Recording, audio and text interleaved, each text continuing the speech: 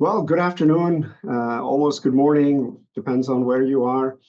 My name is Manish Sharma. I am the Dean of College of Business on the worldwide side. We have an exciting program for you today, and so I want to welcome everybody to this installment of Vantage Point, which is a speaker series hosted by the Worldwide College of Business. Let me start by sharing with you. Now, Vantage Point now is, at this point, a couple of years old. And some of you in the audience may have been as part of the attendees in the past. So our purpose remains largely the same, which is to offer a platform for thought leaders to explore topics shaping the future of aviation business in particular. Business overall, but aviation business more specifically. 2025 is obviously a new year. It's a pivot for us also because a lot of things have happened since we kicked off Vantage Point about 3 years ago. One of those goes by the acronym of AI, and there have been major technological breakthroughs. So we're kind of curious about that, where this revolution that is underway, where it's going to take us.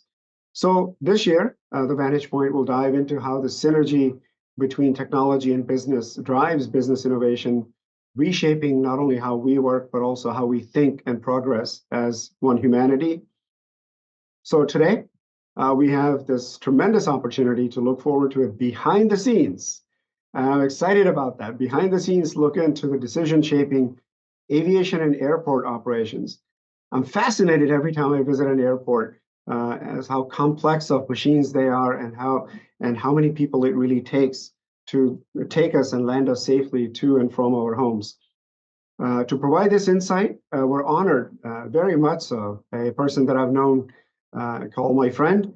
We're honored to welcome today's speaker, Mr. Adam Floyd. Adam, welcome.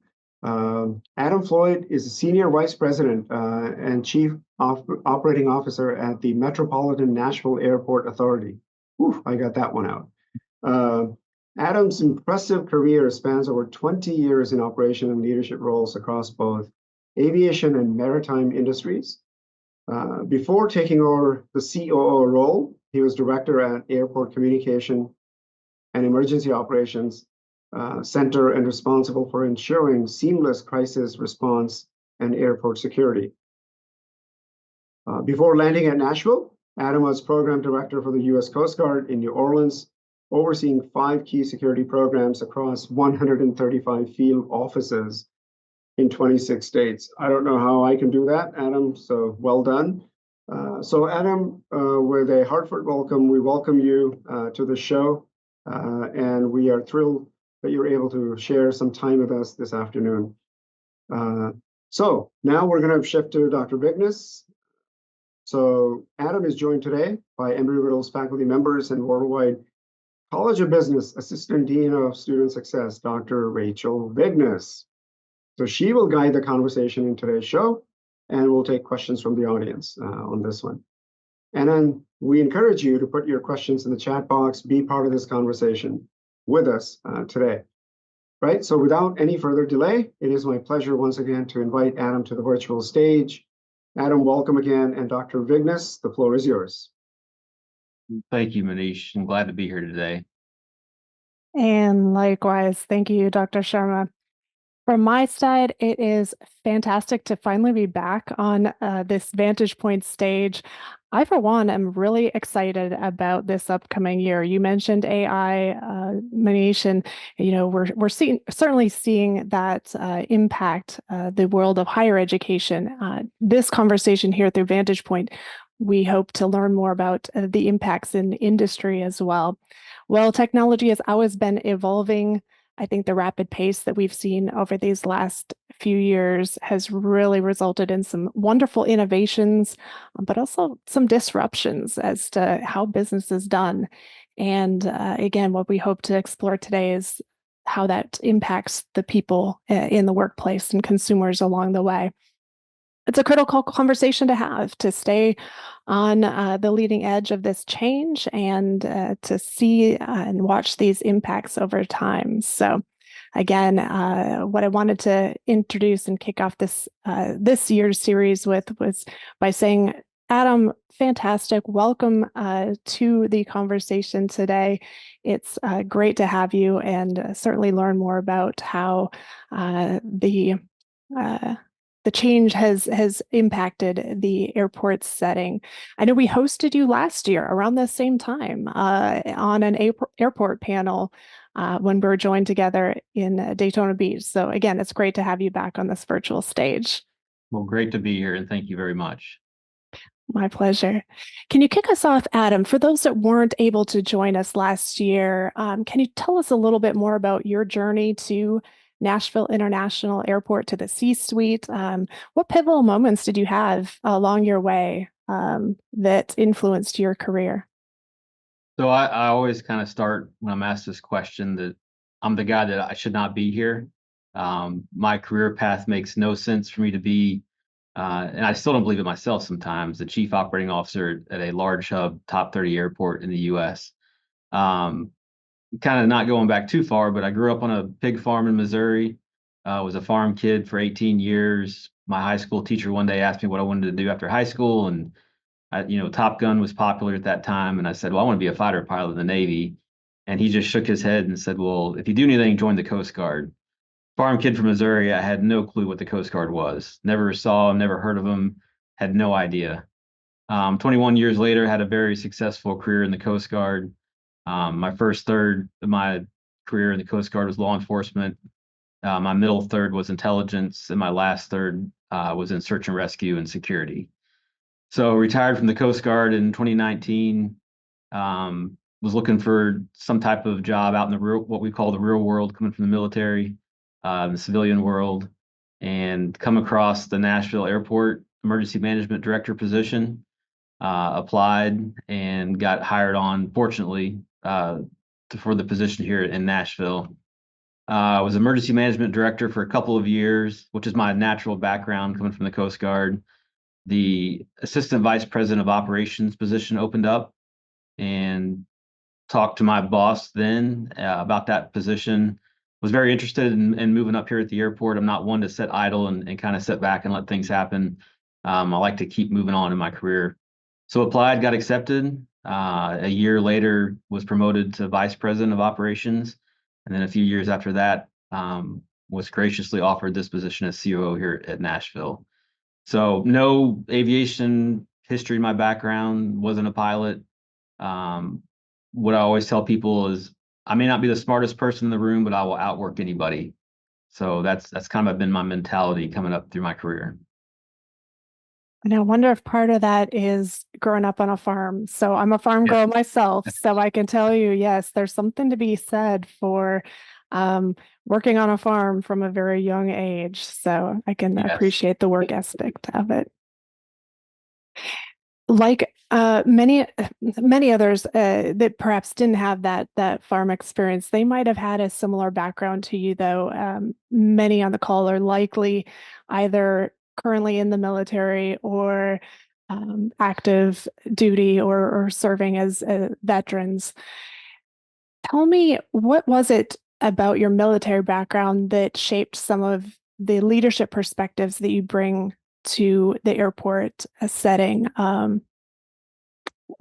Tell me about that transition. Sure. So for the military viewers, they're definitely going to understand this. As a 18-year-old kid, you're given a multi-million-dollar piece of equipment, and then all of a sudden you're in charge of that piece of equipment, and then the personnel that you have on that equipment.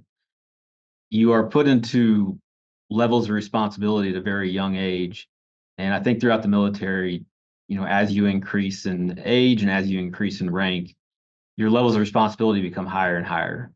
And the level of decision making and consequences become higher as you move higher.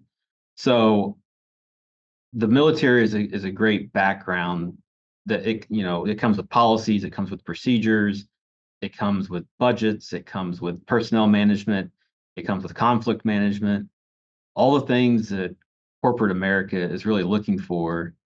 You have it all in the military. And not only that, but you have it in a very diverse group of individuals in the military with very diverse backgrounds.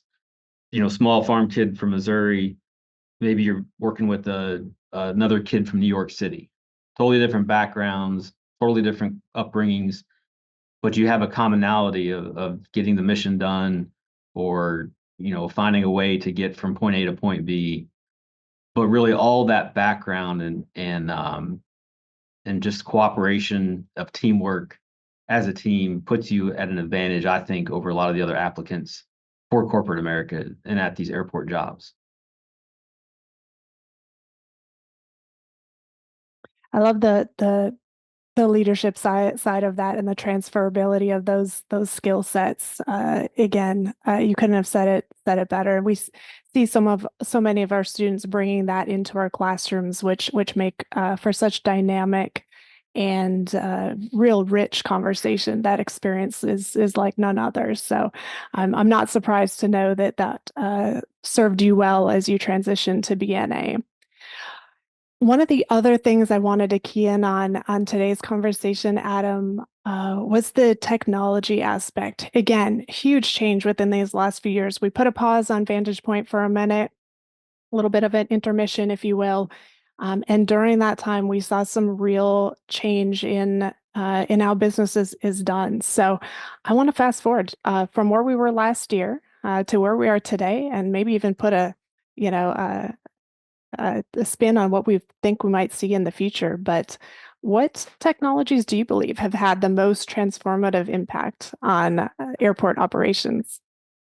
Yeah, great question. I mean, technology is just insane right now. And I really tie it back to COVID. You have kind of the pre-COVID technologies and AI platforms, and I think we were really scratching the surface prior to COVID. Excuse me. I think when COVID occurred, it really opened the eyes up to a lot of, at least airport industry.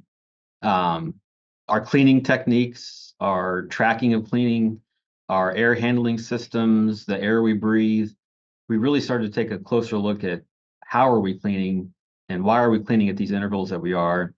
Are we replacing filters as much as we should be? And then all these new technologies came into place to really track all these cleaning, the management of cleaning. I think that transferred into operations at some point. Of the biggest thing with COVID is a lot of people stayed at home and worked from home. Well, in airport, we can't really do that. We've got to be here 24/7, 365 days a year. So they really looked at what technologies can we implement that could replace a human body doing the operation or the mission. And so drones have really taken off in the last few years.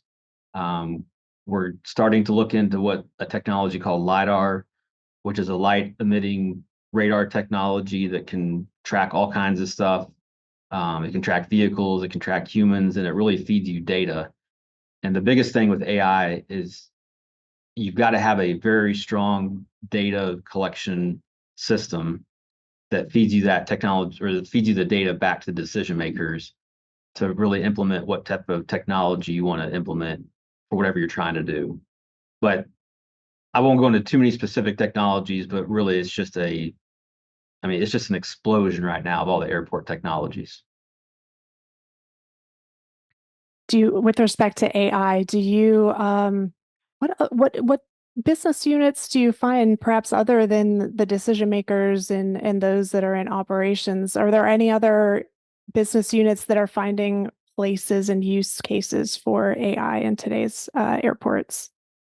Yeah, I mean, every department that's under me, every division within those departments, everyone's using AI. We look at it from a customer journey perspective. So if I'm a customer leaving my home, the first thing I'm doing is picking up my phone that morning and checking my flight status. And so we have technologies that can predict flight delays. We have technologies that predict curb delays. If we know traffic's going to be heavy between 8 a.m. and 9 a.m., this AI technology is already looking out a day or two in advance. And then we can warn our passengers, hey, next Tuesday at 8 a.m., if you're flying out, expect heavy traffic on the curb. And so our customer service has technologies that they implement. We do a bathroom technology that tracks how often a bathroom needs to be cleaned. I mean, there's just tons of technology that's implemented. But what we do here at Nashville is look at it from a customer journey perspective, and where can we add technology and implement those technologies for a smoother customer service experience.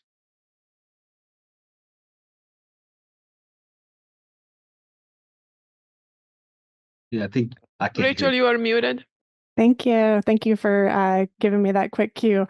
How do you get the word to customers in terms of them being informed on how they might be able to use some of these same technologies to influence their customer journey? I love the customer journey conversation, by the way. So you had me at that, and I wanted to drill a little bit more into that topic. So we really utilize our social media platforms.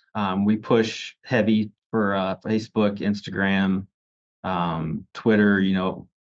We push a lot of live and instant updates through our social media platforms. We utilize our website for updates. We'll post updates on our website. I know there are airports out there that have apps that they've created in-house, or they have apps that they go to a third-party vendor, and people can download apps specific to the airport and get updates through that. We have a text messaging service that we have brought up in the last year and a half or 2 years, where we can send live text messages. You can sign up for the service.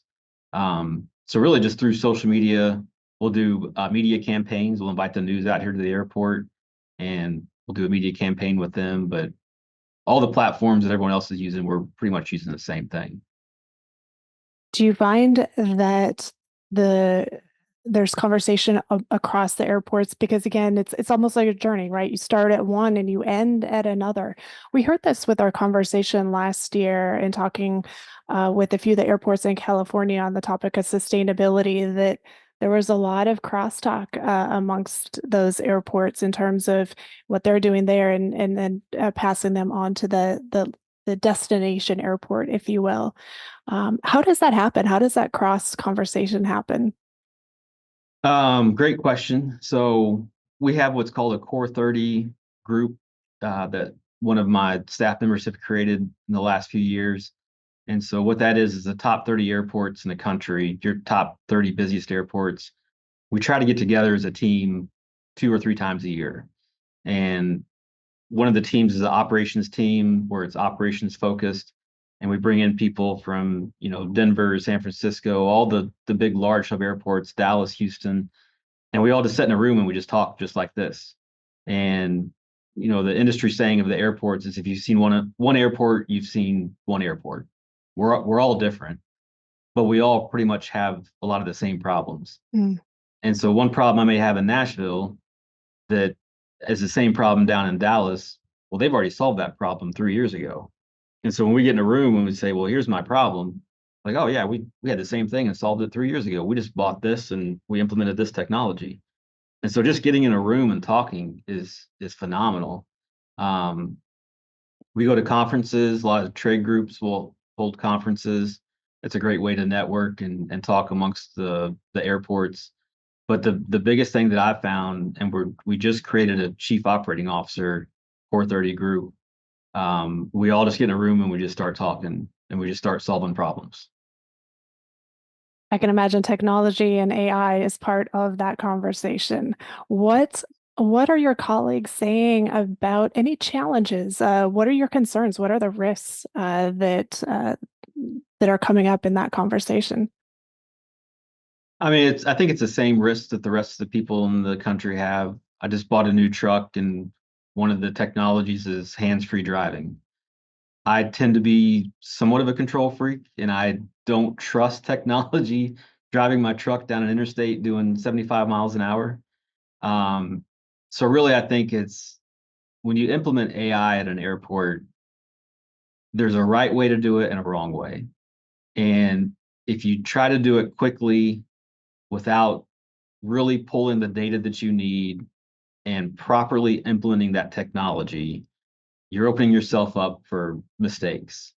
And so to keep it broad, if I want a technology to do a certain thing, I've got to define before I even purchase technology, well, what am I trying to solve? Or what am I trying to define at the airport?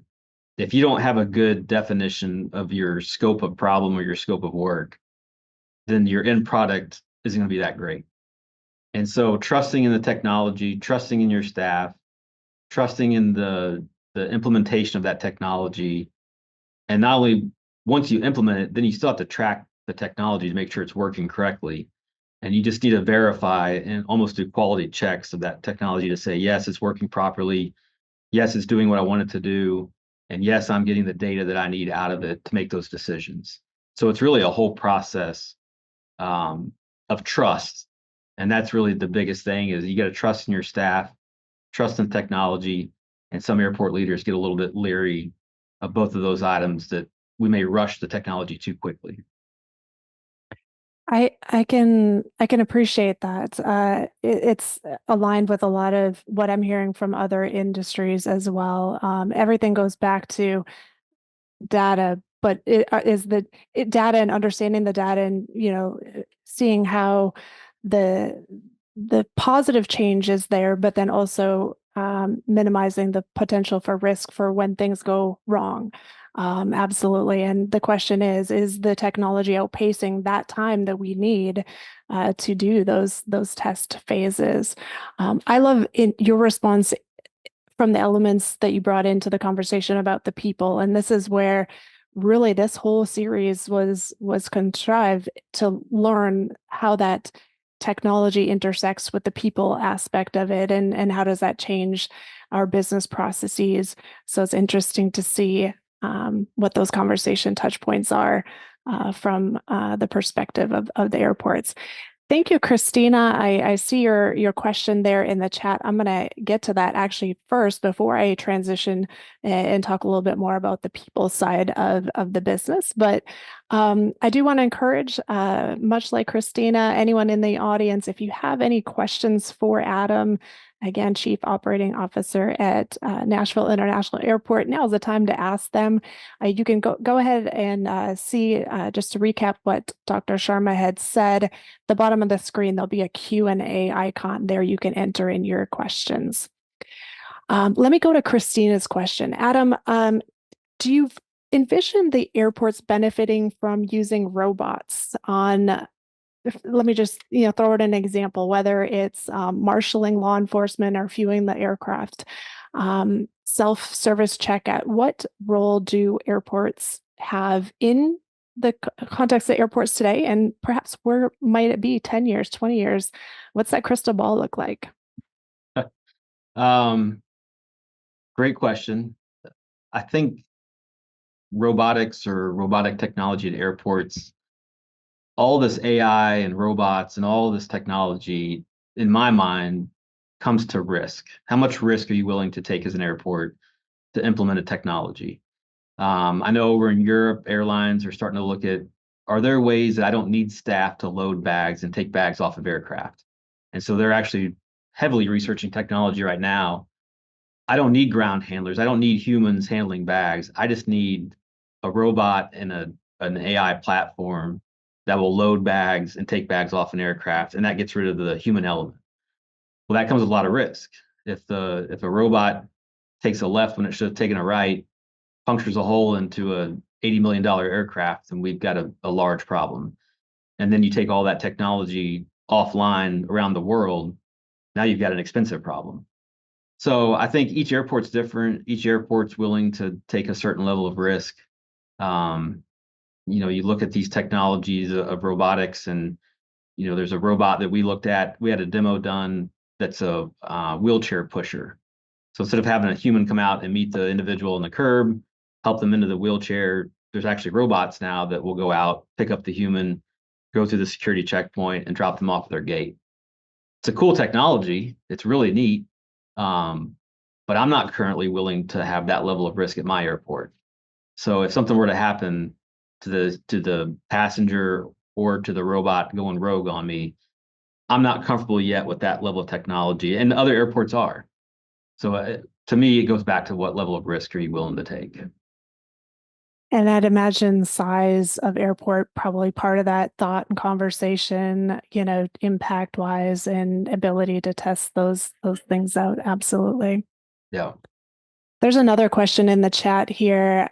and I'm going to jump to it. It comes from Stephanie Douglas, because it does reference the AI and just informing us as decision makers. Do you feel as though, with this increase in AI, that jobs in the airports potentially will be redesigned? What approaches do you envision seeing to manage these large changes with respect to the process and the people? Yeah, that's a really good question. I think the way I look at it, AI is what software can I purchase that would eliminate a human decision? Do I get rid of the human aspect, or do I get rid of that job role? Not necessarily. Mm-hmm. Maybe that job role transitions from I have a hammer and a nail, I'm going to hit this nail with this hammer. So now maybe that job role is, well, now I'm the quality assurance hammer and nailer. I want to watch the robot hit this hammer to the nail. Is it doing it correctly? Is it doing it on time? Is it doing it to the way that we need it to do as an airport? So I think some roles it's a transformation of the job duties and responsibilities. I think there are some roles that will be eliminated at some point based off of technology and AI. But there will always be that human element that you have to have involved in AI and technology to just quality check what it's doing. I think I answered the question. I think you did too, but I have a follow-on one to it, and I didn't come up with it. This is a fantastic question from, I hope I'm going to pronounce the name correctly, Viabor. Do you believe that AI might cause an over-reliance on technology within airport operations? It's always kind of been a very human input-oriented environment. So do you think that as we continue to adopt more of this AI influence, that we might run a risk of making people, I'm going to just kind of use the word verbatim here, risk making people forget or lose essential skills that are necessary to work within that aviation operations space? There's definitely a risk, but I look at that as Chat GPT. I can answer these questions as a human right now, or I can get my iPad out and type in the question and hit enter, and it spits out the answer for me. You, as a leader at least my airport, I need my staff to be proficient. I need my staff to be trained. If AI were to crash tomorrow, I still need to have someone managing whatever process that was that AI was processing. So I need redundancy in my airport in every level and every aspect possible. So if a drone is conducting my airfield inspections on a daily basis, but for some reason drones can't fly today, I still have to have someone go out and inspect my airfield every day and every night. So I will have trained staff as backup to that technology in those areas. That may not apply to every AI technology, but there's a risk of people losing their proficiency. But I think it's up to us as leaders to make sure that they maintain that proficiency as an airport. This is exactly the conversation I would hope to get into, and you should see the questions rolling in now. We certainly have hit, a very important topic to continue to have this conversation. And you're right, we could enter each one of these questions into chat and get perhaps the right answer, but or a answer. I'm not even going to say it would be the right answer, Right. but to truly see how the human aspect and all that comes into play is certainly something we cannot lose sight of. You talked a lot about the internal part, and some of the questions thus far have focused on those internal stakeholders, our employees primarily. What about the external partners? So there's a question coming in here from Jim Fatzinger, and he asks, how soon do you think that airport technologies will sync more so with airline technologies, if they're not already happening now, that is? Yeah, I think a great example of this is our safety management system requirement. The FAA came out in the last couple of years, and safety management systems they've always been completed at airports, but it's never been a true FAA requirement. Well, 2 years ago, the FAA came out and said every large hub airport or every airport that handles this many aircraft is required to have a safety management system. Well, the airlines have been doing SMS for years, whereas the airports we've been doing it, but not to the level that the airports or the airlines have been doing it. So we recently created our SMS group. We went out and talked to a bunch of the airlines and really just collaborated with them. And we're aligning some of our technologies from airline versus airport, and where there's overlap, maybe those technologies, we could use the same ones. A lot of the reporting systems, we report up to the FAA, they report up to the NTSB. There's some cross functionality between the FAA, airlines, and airports. But I think where we overlap between the two, we really talk through that, and where we can align those technologies together. From the passenger's perspective, so we talked a little bit about the partners. Take me back to the passengers again. Here's a question that comes in and talks a little bit about how we're getting information to the passenger. Yeah, you mentioned social media as kind of one of those channels. Do you envision a time and a space where we would be able to share delay information with customers, perhaps save them time, rather than waiting at the airport? How do you envision that impacting the customer's experience by using some of those technologies? And then I have a follow-on question to that. Yeah, I think the airlines do a pretty decent job of notifying their passengers when their aircraft are delayed. I think as an airport, we do a pretty good job of notifying our passengers if there's an impact to roadways or traffic. So there's really that division between, I'm an airport, I provide pavement and runways for aircraft to land. The airline's responsible for getting aircraft to and from the gates on time. There's so many components to that. It sounds like a simple answer, but air traffic control is involved, and the airspace is involved, and weather is involved, and there's so many involvements. But I think we do a good job right now of communicating those delays to passengers. We're actually demoing technology right now. I mentioned earlier that it predicts delays a day or two in advance. So those air delays, when those airlines come in late, it's going to cause traffic on our curbs. And so the AI technology will predict the traffic buildup on the curb because these flights have been canceled or delayed. And then we as the airport can communicate that out to our passengers. So there's kind of a twofold communication to passengers. There's the airline communication and the airport communication, but there's tons of technology right now that is in development or has been developed that allows that predictability and communication to passengers. And the follow-on to that is the transfer of that information is only as good as the end user's ability to adopt the technology itself, and for them to really understand, the utilization of that, whether it's through the app or whether it's, having that social media channel. A question came in here from Annaline, who says, how would you manage the use of AI in some of these technologies with perhaps an aging population or customer group that doesn't have that tech savvy experience from which to refer back to? Yeah, we have passengers that they still want paper tickets, want a receipt when they park. They don't want to use the LPR, the license plate reader system. When you park, that you go on the website, you put in your credit card, and when you pull in, it reads your plate, and when you pull out, it reads your plate and charges you the money. They don't like that. They don't want that. So you've really got to leverage again, we go back to customer experience, customer service. You got to look at your audience, and you have to please all of them. You have to have signage digitally, you have to have signage physically, or you can have an app where you walk through your airport. And if you say, I want to go to McDonald's and get a cheeseburger, you just put in McDonald's and it gives you the path, and you hold your phone up and it gives you the virtual path of how to get there. But if you don't have a cell phone, you can't do that. So I still need signage in the airport that says McDonald's this way. If you want a cheeseburger, take a left.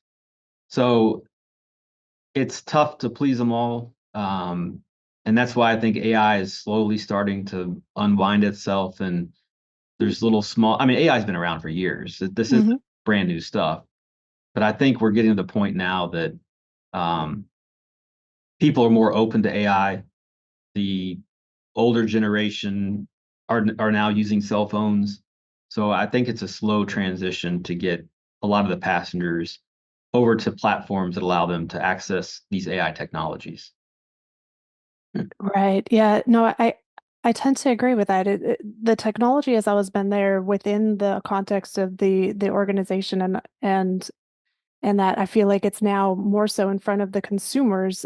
So we're starting to see some of this adoption and utilization just again completely changing how we as consumers and passengers in the context of airlines and airports, how we navigate that experience, and again training and helping those through those different, and then once we've done it once or twice, again it just becomes something that we can't live without. Right. Right. And then we've certainly changed that space. It's not free though. Technology is. There's certainly a cost to it. There's certainly, expense to be had. How do you? There's a question, and let me see if I can find who this is from to give full credit. Oh, it was an anonymous attendee. So I cannot give credit to anyone. I'll take credit for it. How do you balance the cost of the adoption of this technologies? How does the question again, how much does this cost impact your ability to implement forward innovative thinking? Yeah, great question. I mean, it's a cost benefit analysis. Mm. And when my staff want to add additional staff, great. Prove to me that you need additional staff, and prove to me that it's worth spending the extra money to do this. So I think, at least as I explore AI technology here in Nashville, I've got to do a cost benefit analysis, and I got to see, if I spend $1 million on this platform, am I going to save $1 million somewhere else? Am I going to reduce staff? I'm going to have to add more staff. But you've got to show me what are the benefits of adding this technology, and does it financially make sense for me to do that? So every platform, every addition of technology, every addition of staff, you got to do that cost benefit analysis. And you know what's interesting about that? It takes us right back to business 101, right? So Yeah. while we have these continuous changes in technology, really, again, at the end of the day, we go back to some of those business fundamentals that we learn through, our education. And so, again, kudos and shout out to all those faculty that are on the call today. What I heard you say was just that, it comes back to building a business case for the technology. What do you see any opportunity for, and this may be, tell me a little bit more about how this works with the partnership with the airlines, but what does the future hold for Nashville in terms of new routes? Does, any of this expand, technology, or just, does that give you any insights into how and where expansion might happen within your terminal, and perhaps with routes, new routes that you might entertain? Yeah, 100%. We've got a great airline affairs vice president here at Nashville that he uses technology to track passenger zip codes when they depart the airport, and then passenger zip codes when they arrive to our airport. And so what that does is it captures it's called the catchment area. And so what we found out through these technology platforms is a lot of our customers come from Kentucky. And so geographically, Nashville is almost dead center in the U.S. Um, we are the only large hub airport in the state of Tennessee, really the largest one. And so a lot of customers are coming, we found, from Kentucky. A lot of customers are coming from northern Alabama. A lot of customers who come from the West Tennessee and East Tennessee. And so what drove us, not necessarily airline routes, but it drove us to make the decision to build a hotel here at the airport. Hmm. And so if we knew people were coming from northern Alabama and they had a 5 a.m. flight or 8 a.m. flight, they were leaving at midnight, either the night before or super early that day of the air flight. So if we built a hotel, would it be feasible for them to stay in the hotel, not have to get up at midnight or 1 a.m. and drive in here to catch their flight? And so we use that technology to track where the customers are coming from, show that the cost benefit analysis. Yes, if we built this hotel, it would make sense to make money, to make a profit. And these customers would have a place to stay the night before and not have to drive 6 hours, then catch your flight. And so that's just one example of us using these technologies to track all these people coming from all these different locations to make a decision. But that does drive our flights and our routes as well, because it tracks where they go from Nashville and the city that they're going to. And if we know that 1,000 people are going to Seattle a day, but we only have one flight that are taking 200 people, well, those 800 people are taking flights to somewhere else to get to Seattle. And so we use that data and technology to show that, if the airlines added 2 more flights here, they would make money and we would make money. So technology is embedded everywhere, but again, it's if it's feeding you good data, you can make good business decisions. Absolutely. Speaking of important business decisions, how do you envision any influence on AI technology affecting air traffic control? Or do you feel like this is going to remain more of a human element? Great question. I don't know. I actually just submitted my name to be on the Next Gen Advisory Council up in Washington, D.C. I don't feel like I know enough about Next. If you all know what Next Gen is, it's the air traffic control technology that gets us through the next 10 or 20 years. The FAA has been studying it and researching it. They have technology now. I just don't know from a public perception how well the public perceive an automated air traffic control technology. But I think the FAA and Washington, D.C. owes us a lot more research and study on how that technology would integrate through ATC. An important point in that much of what we do within the airport context is very much regulated, and there are a lot of guardrails put up for right reasons. And so always important to kind of consider that as part of the conversation in terms of seeing what the appetite is, both from a regulatory but then also from the customer perspective, certainly. What about there's a couple of operation. Maybe we step away a little bit from the technology, although it might be infuse its way back into your responses. But there are a couple of just operational type questions that are coming in through the chat here. So I'm going to jump to those, knowing that that's certainly part of the conversation we want to have today too, is the process and the business decision side of it.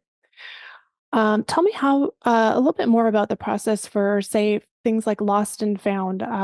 What type of system do you have in place, and what's the typical time frame processing for, getting these personal items back to customers? Is technology play a role in as simple as a process like that?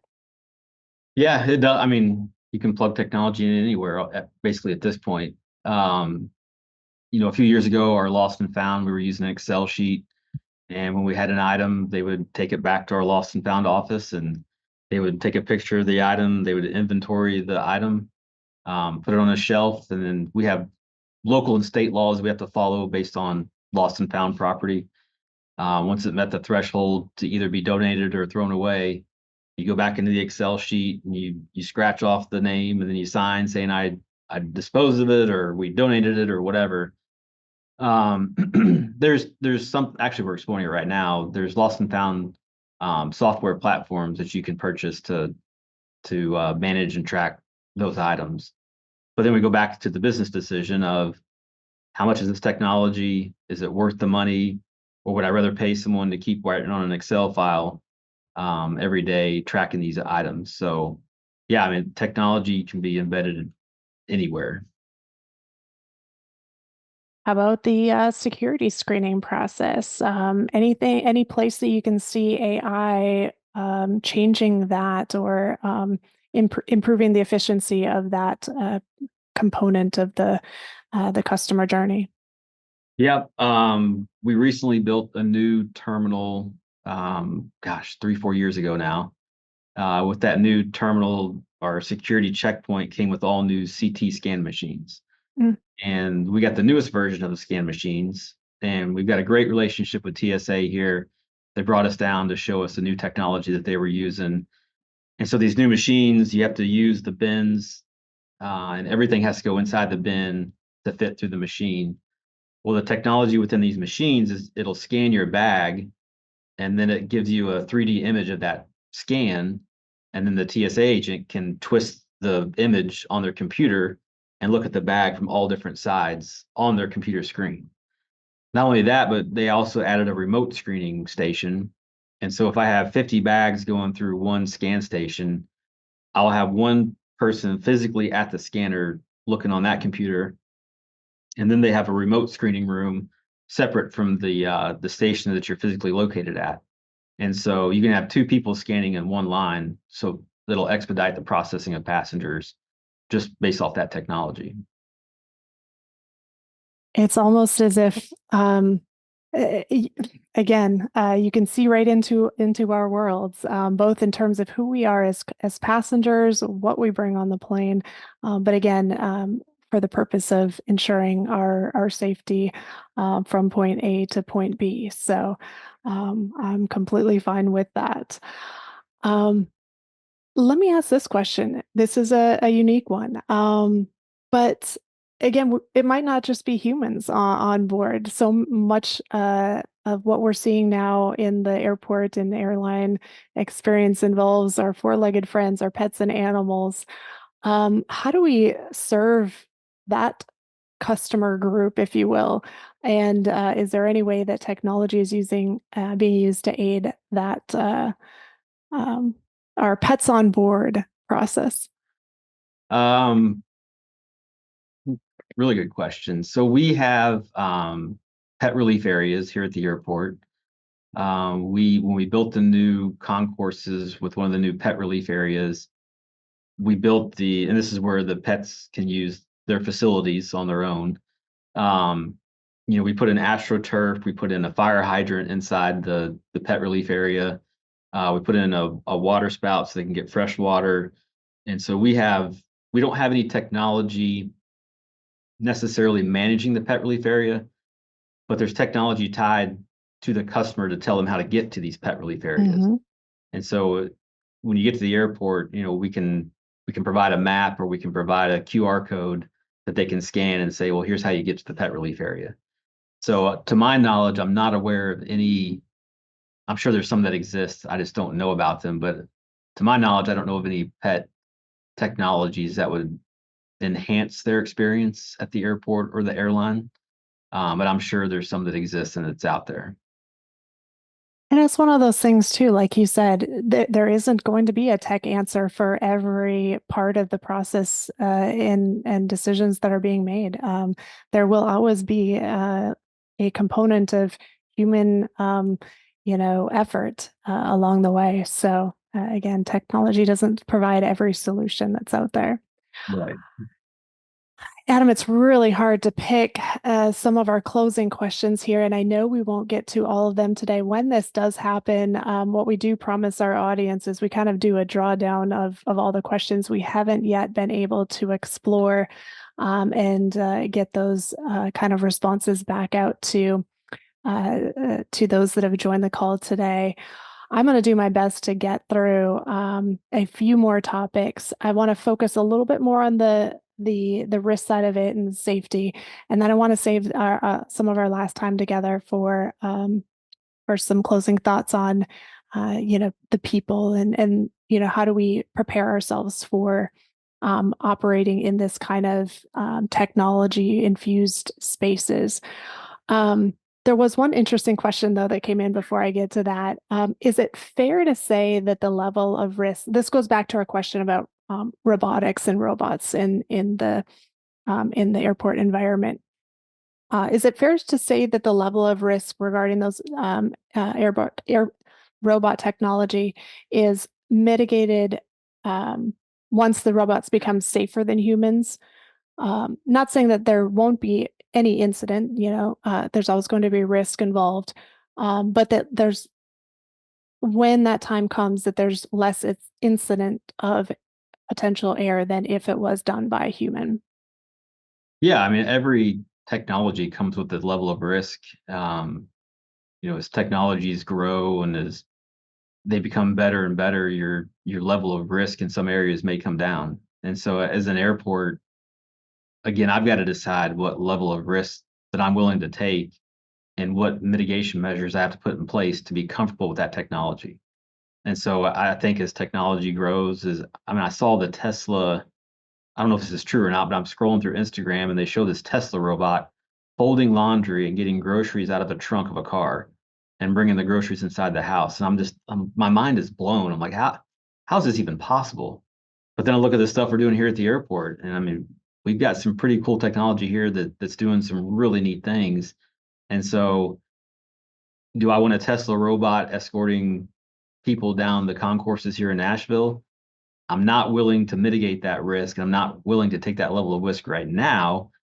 But as that technology grows and other airports use it, at some point I'll say, yeah, I think it meets all of my needs. I think it's safe, and I think it's ready to be implemented here in Nashville. So I think time will make us more comfortable with technologies as technology gets better. And I think you're right. You're absolutely right about that. Again, 10 decades prior to this, who would have thought we would all be, having this, one device in our hands and, constantly relying on that technology, for every moment of our day. And so again, it will be interesting to see how robotics change our behaviors as humans in the future. No doubt. Yeah.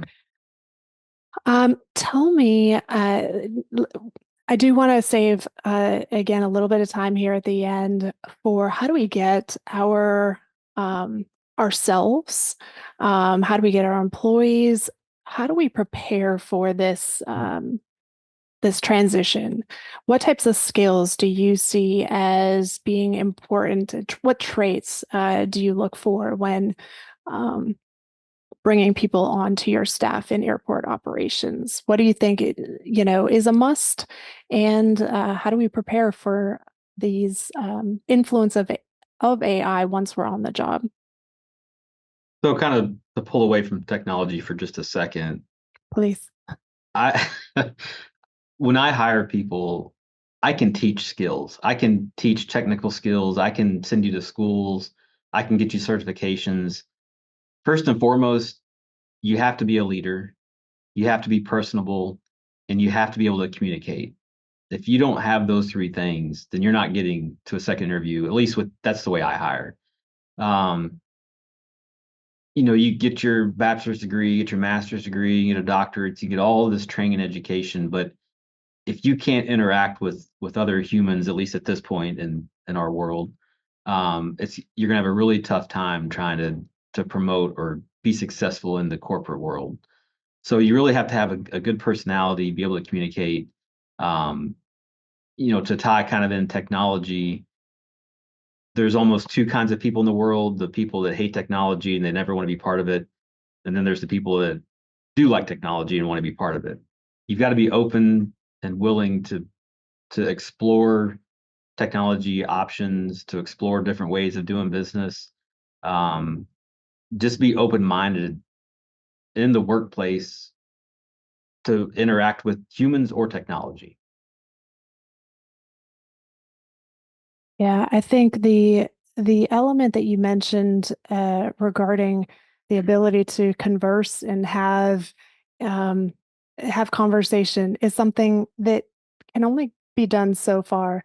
When it comes to the AI generated content. I almost get sick of reading AI content. It's a regurgitated type of conversation, whereas here we're able to build and really have new thoughts and conversation.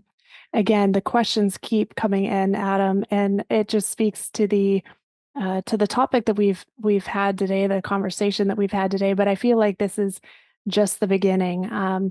And the beautiful part about this particular Vantage Point series is that it was never designed to be a one and done type of conversation. We really want it to be a building block where, we take what we learned today in our conversation with you at Nashville International Airport and we come back and we have another conversation, and we start to, explore some of these questions today, but perhaps in a different context or in the context of another industry. So again, to all that have participated in sharing some of your questions and your comments in the chat, thank you. It certainly has spoke volumes in terms of the amount of interest that has been drum up about this particular topic. And Adam, again, thank you, gosh, for just basically starting the conversation with us. It's probably a conversation that's always been part of our dynamics, but I think because of the frontward now facing spotlight that is on all things AI that Manish had opened, Dr. Sharma had opened up the conversation talking about it. It now has got us all asking some questions, and the conversation today is certainly keyed in on some of that.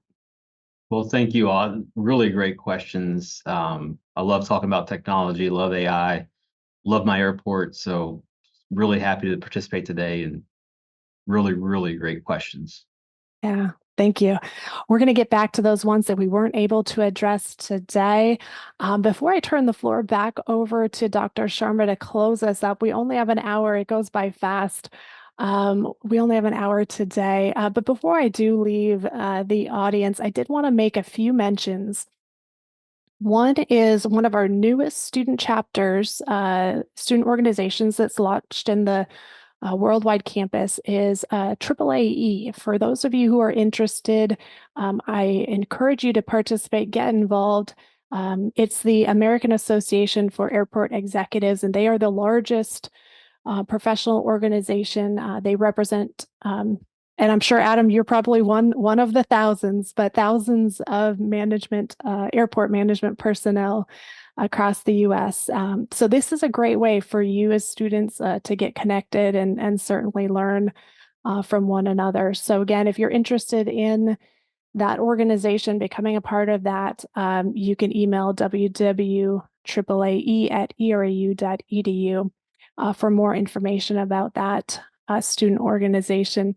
I also did want to mention on behalf of one of our departments, and speaking of that education that we touched on at so many components of our conversation today, Adam, that we did recently launch two new programs here in the College of Business, one of which involves and includes the Master of Science in Airport and Air Mobility Management. So for those of you that are interested in learning more about some of these conversation points that we've had today, and really getting into the classroom and having these conversations amongst fellow students, please feel free to reach out to us here in the College of Business, and we'd be more than happy to talk a little bit more about those opportunities. So with that said, and those updates, I'm going to turn the floor back over to Dr. Sharma to close us out today. And again, from my desk, Adam, thank you again so much for joining us today. Thank you very much, Rachel. My pleasure. Thank you, Dr. Vignes, and Adam, my personal gratitude to you for taking this time. Wonderful. To our audience, I want to add to what Dr. Vignes just said. Even I'm not from the aviation background historically, but we don't realize how large of an economic role airports play in our communities, and they themselves are massive organizations. So lots of opportunities where Dr. Vignes mentioned the graduate program in airport and air mobility management. So think about that if you have a chance. Adam, your insights for sure have given us all of us in the audience a lot to think about as we explore where the innovation is taking us in this industry, aviation. Your commitment to operational excellence is evident. Your reinforcement over again to human sort of dignity and safety. It was readily open and apparent. And it was certainly interesting to hear more about the strategies that you all are undertaking at MNAA, the Nashville International Airport. For all of us in March, we will continue this conversation as we learn how aviation manufacturing this time is continuing to adapt in this evolving tech-driven market. Until then, as we close out this edition of Vantage Point, we encourage you to join us next time in March, as I stated, and visit us on the EROW YouTube channel. And that's where we house all of these recordings. You'll find on-demand recordings of past Vantage Point and the present one, which is today. Again, to Adam, thank you so much for your thoughts today. And to the audience, thank you for attending. I'll do another plug, and I will just to reinforce that for the College of Business, Dr. Vignes, which is to reinforce AAAE is a great organization to be part of. Think about it. There's a lot to learn in that organization. And as I mentioned, think about if you're interested in the aviation industry and airports, there's a lot you can do. So we invite you to study our Masters in Airport and Air Mobility Management. So with that, I bid you farewell. Thank you again for attending. Thank you, everybody. Have a great afternoon. Bye-bye.